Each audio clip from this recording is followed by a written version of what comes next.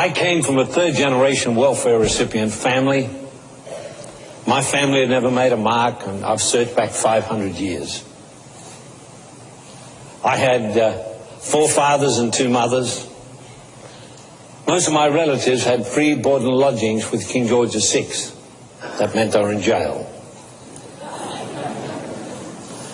I've never gone through formal schooling.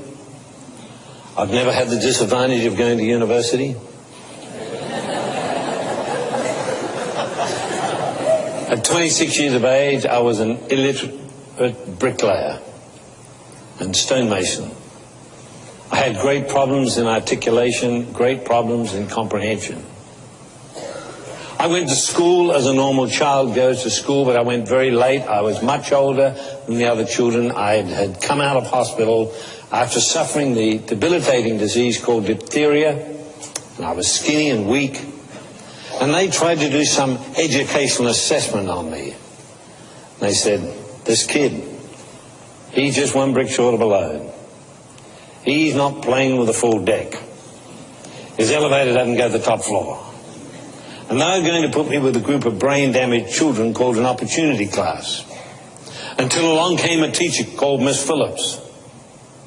She would make the Rock of Gibraltar look like a marshmallow.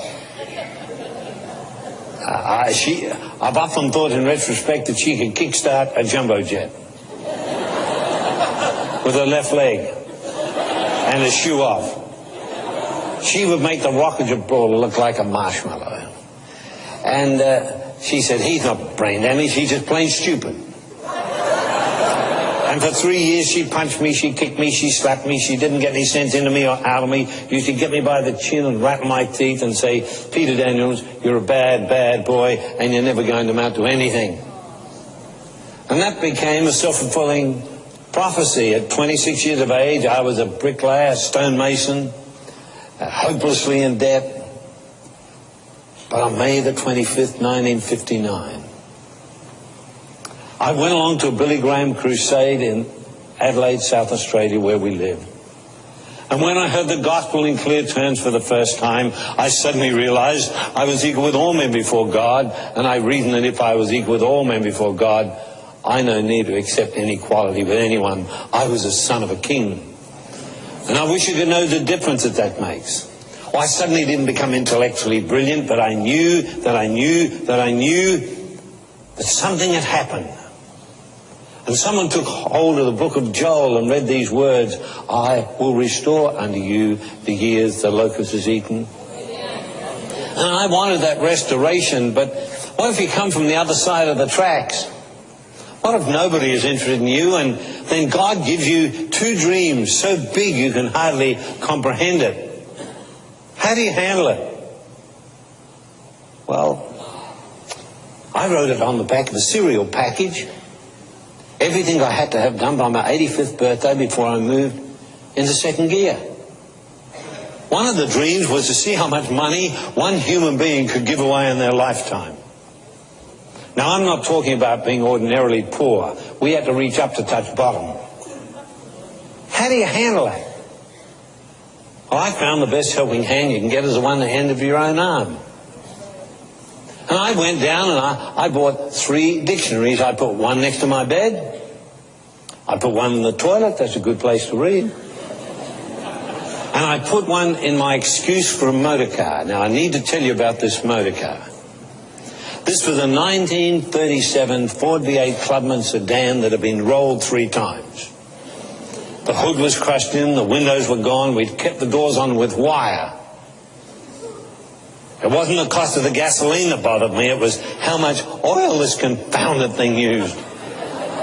I drove it very carefully. I could get 14 miles to the gallon of oil. I used to purchase second-hand sump oil and keep it in the trunk with a plug spanner.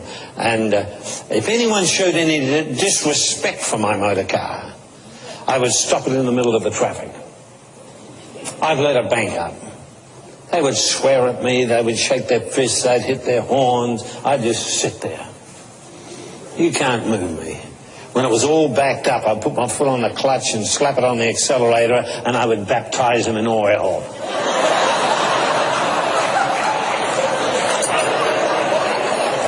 I kept pointing to words in dictionaries and getting people to tell me what they meant, and then I'd check with 2 or 3 other people to make sure the first one told me the truth. You've seen Crocodile Dundee. Australia's a great kidders. Wherever I go around the world, people say, what are Australians like? Well, we're a very balanced people. We have a chip on each shoulder. Well, I started pointing to words in dictionaries and getting people to correct me. Then I'd check with 2 or 3 other people to make sure the first one told me the truth. I went through those dictionaries frontwards and then backwards until I understood every single word. Then I read 2,000 biographies. I haven't got polygrip, I said 2,000. Then I studied law, accountancy, philosophy, theology, modern ancient history, politics and economics. I found the mind was like a muscle and it could be developed. And then I went into business. Lost everything. I want to tell you, that'll clear your sinuses. I paid it back and went into business again. Lost it again. I mean, you learn nothing new from the second kick from a horse. I paid it back. I was going in the business the third time. My wife said to me, Peter, just get a job. Just get an ordinary job. Be a garbage collector, anything. Just get a job. Just have some regular money coming in. She said, Peter, winter's coming. Peter Jr. needs shoes for school and Graham needs a sweater and I'm pregnant again. You've spent all this money on books. I can't see anything happening. You take 3 steps forward and 4 steps backwards. She said, I can't see anything happening. On our 33rd wedding anniversary, I bought a beautiful necklace. I mean, it was 49-carat opal with 33 diamonds on. This thing's so big, when she walks, she has to walk like this. I said, you haven't complained about the books and tapes I bought lately. But I paid it back the second time, went into business the third time and lost it again. What do you do when your dreams start to fade? You reach for one more dream. We should never give up, let up, or shut up until God takes us up. Well, I went into business the third time and lost it again.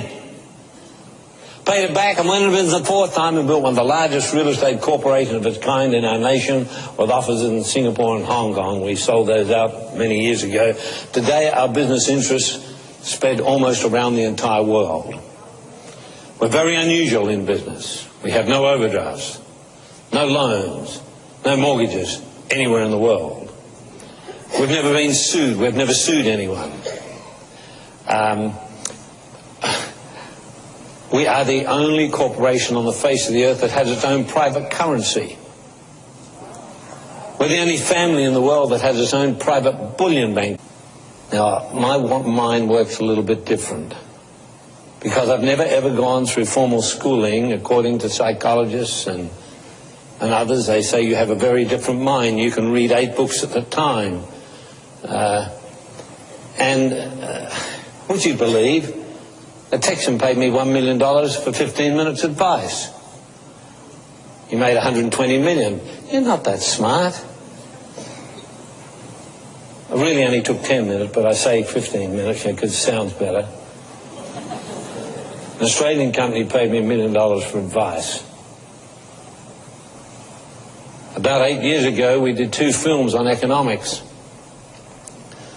We contested it against 1,600 other major corporations in the world at the Video and Film Festival in Chicago, including General Motors, Ford, Mercedes-Benz, Boeing. We won. We won the gold for directorship and the silver for content, and it was on biblical economics.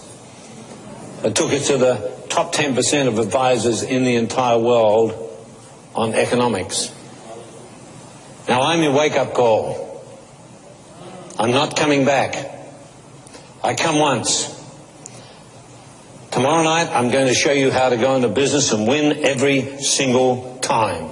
I'm tired of Christians being broke. You stay in a job. You know what job stands for? Just over broke. It's time for you to take back the economics. It's time for you to stop being employment fodder, suffocating in the amorphous glob of sameness.